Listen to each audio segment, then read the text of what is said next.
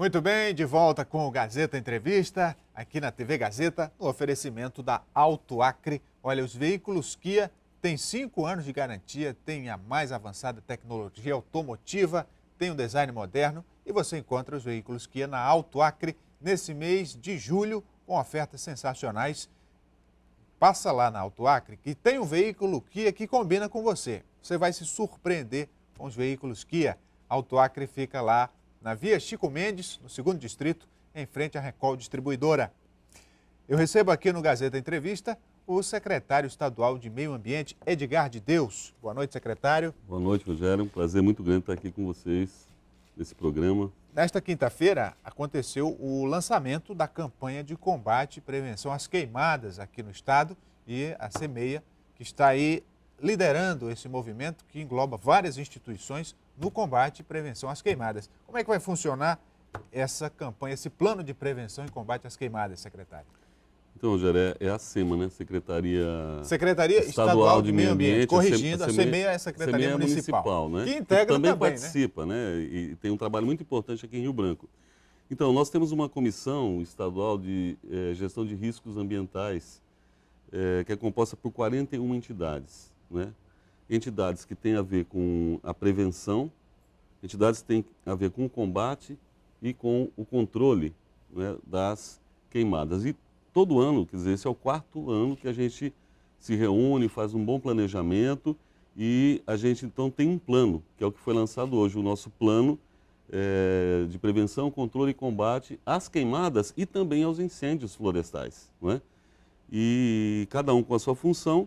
A ideia é que a gente minimize o impacto, né, desse evento que acontece nesse período da seca, né, aqui no nosso estado, e a gente possa, então, passar tranquilo aqui o nosso verão, né, sem os problemas, porque eu quero dizer aqui para você, e é uma coisa que a gente tem dito recorrentemente, que o fogo não é bom para ninguém, né? O fogo, ele, além de trazer os problemas relacionados à saúde das pessoas, né, com a fumaça e etc., ele não é bom para o produtor também, não é? Porque ele pode perder o controle, não é? Trazer prejuízos sérios, né, para a propriedade. Nós temos vários exemplos e ao longo desses anos.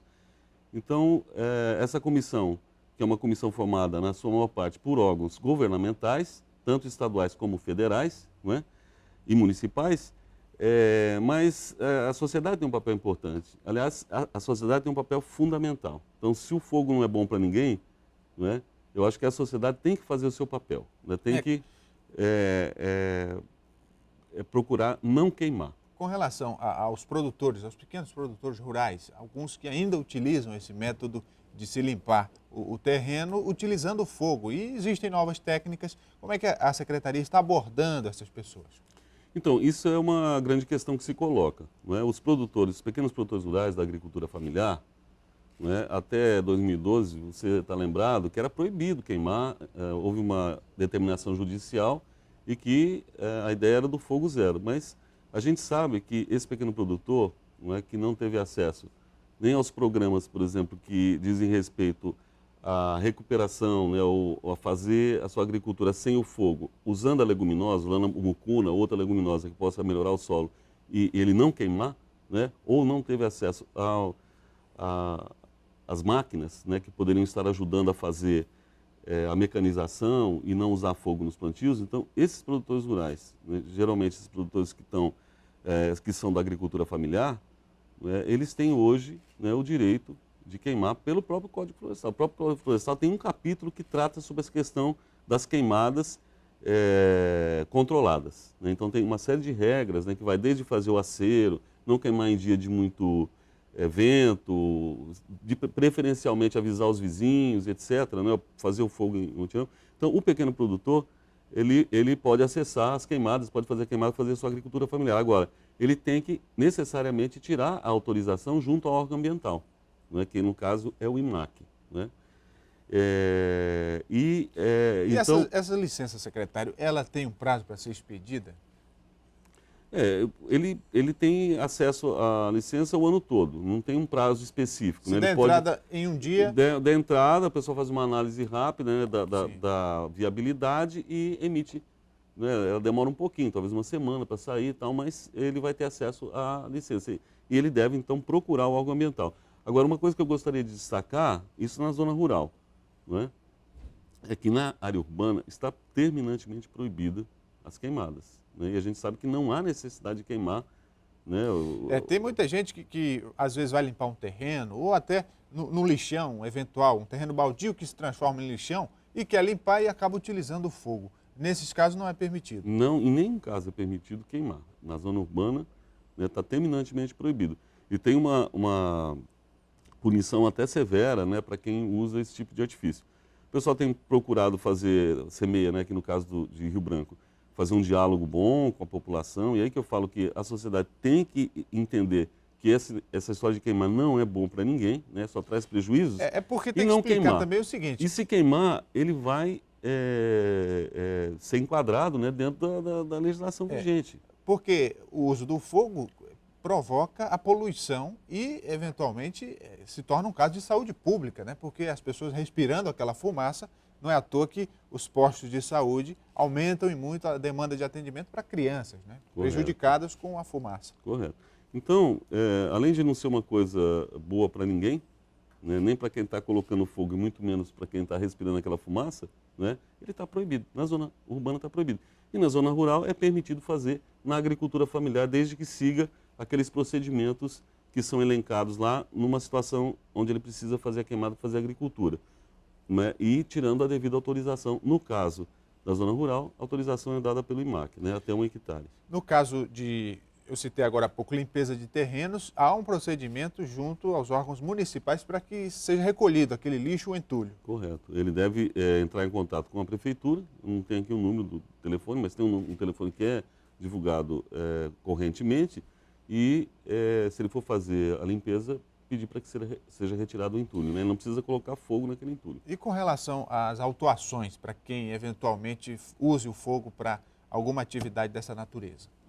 Então, é isso que eu disse. Tem uma legislação tanto municipal, né, como também estadual e federal, né, que é uma legislação bastante rígida, né, que tem multas bastante pesadas. Né, multas que variam, às vezes, de R$ 500, dependendo do tamanho do evento, do tamanho do prejuízo que aconteceu, né, até R$ 1.500, R$ 3.000. Então, é preferível evitar, né, esse tipo de constrangimento, porque ninguém quer pagar uma multa e não precisa fazer a queimada. E a gente está falando que é uma coisa que não é boa para ninguém. Secretário, quando a gente tem um verão como o nosso, um verão amazônico, e aí a região amazônica é enorme, não é só o estado do Acre que faz queimadas, outros estados, outros países, e aí se fala que essa fumaça que a gente sente aqui no Acre vem do Peru, vem da Bolívia. Como é que está essa questão? Já foi diagnosticado realmente de onde parte a fumaça? Então, a fumaça parte do fogo, né? Então, se tem fogo... Região geográfica. Se tem fogo da região geográfica, está acontecendo fogo. Se tem fogo aqui no Acre, é lógico que a fumaça, né, em boa parte, é oriunda daquele fogo que está acontecendo ali, né? O que se propalou muito e se discutiu muito, e agora, inclusive, teve uma reunião, teve uma mesa redonda na SPPC para discutir isso, né, é que países, por exemplo, como a Bolívia, né, não tanto o Peru, mas a Bolívia, e esses estados aqui mais limítrofes, como o Rondônia, que queima muito, e o próprio Mato Grosso, né, é que havia um deslocamento de ar. Como é que chega a fumaça chega chega aqui. Como chega, no caso, o frio aqui? Né, através do deslocamento do ar que traz o frio do sul para cá. Né? Então, da mesma forma que isso acontece com o frio, né, com as temperaturas mais baixas, que acaba trazendo para o Acre, né, a fumaça é a mesma coisa. Né? Eu cheguei a demonstrar isso outras vezes, né, a gente analisando sequências de imagens de satélite, mostrando o deslocamento da fumaça, né, da região do Mato Grosso e também aqui de Rondônia para o Acre, quando, né, o deslocamento da massa de ar está vindo para cá. Isso não significa dizer, né, e nunca foi dito isso, que o Acre não queima e que o Acre também não tem fumaça. Né? Então, é lógico que a grande concentração de fumaça, né, quando acontecem as grandes queimadas, que agora a gente entra no pico delas a partir de agosto, né, até meados de agosto até meados de setembro. Né? É lógico que está concentrada aqui, o grande percentual está aqui. Agora, isso não exclui essa possibilidade de, entendo, deslocamento de massa de ar dessas regiões para cá, e estão queimando, como queima muito nesses estados, não trazer essa fumaça para cá. Não é? Outra questão, secretário, com relação à situação do Rio Acre. A gente só lembra do Rio, muita gente só lembra do Rio quando a água está pouca e vem aquela história do racionamento e há um plano de resgate, de recuperação das margens. Enfim, como é que está o andamento desse plano? Então, foi muito bom você tocar nesse assunto, porque hoje pela manhã, quando nós estávamos lançando o plano, né, o Corpo de Bombeiros e Defesa Civil colocaram muito bem que nunca, né, na história do Acre, o Corpo de Bombeiros recebeu um investimento tão grande como recebeu nesses últimos 3 anos. Né? Então, o Corpo de Bombeiros falou assim, eu não posso estar preparado para dizer eventos ultra extremos, né? Mas nós estamos preparados. Só de pessoal, eles praticamente dobraram o contingente deles, quase dobraram o contingente deles, contratando 250 novos soldados que estão lá hoje para combater o fogo. Né? Através de um programa também que o governo foi muito protagonista e conseguiu um recurso junto ao Fundo Amazônia, eles conseguiram comprar, né, adquirir 7 caminhonetes, 7 caminhões desses caminhões que levam 4.500 litros, né, de água, mas que não entram na mata para apagar o fogo na mata, né? E 25, se eu não me engano, 27 caminhonetes, né? Que é o que consegue entrar lá na mata para poder apagar o fogo e tal. E estão fazendo um programa de treinamento junto aos produtores rurais, né, em consórcio com o INCRA também.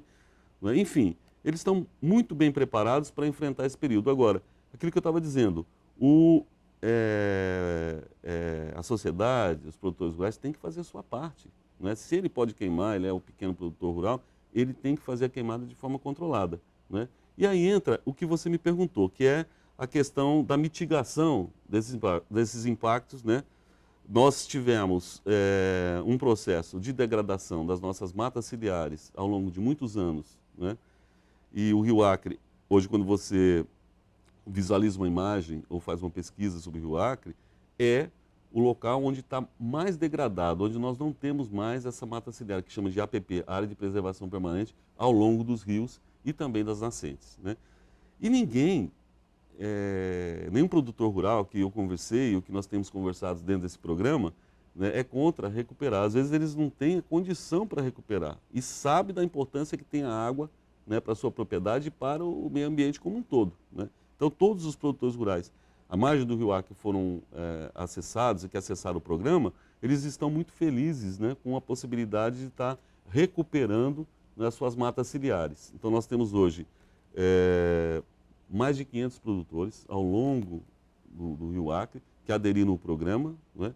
É um programa a médio e a longo prazo, não vai ser em 3 anos que a gente vai conseguir fazer esse trabalho, né? Mas o certo é o seguinte, é que todos os produtores têm interesse e estão acessando o programa. É um programa que acontece só no período de água, né? Não estamos como plantar agora nesse período de seca, então ele vai de outubro, quando começa a chover, até maio, abril, né, do ano seguinte,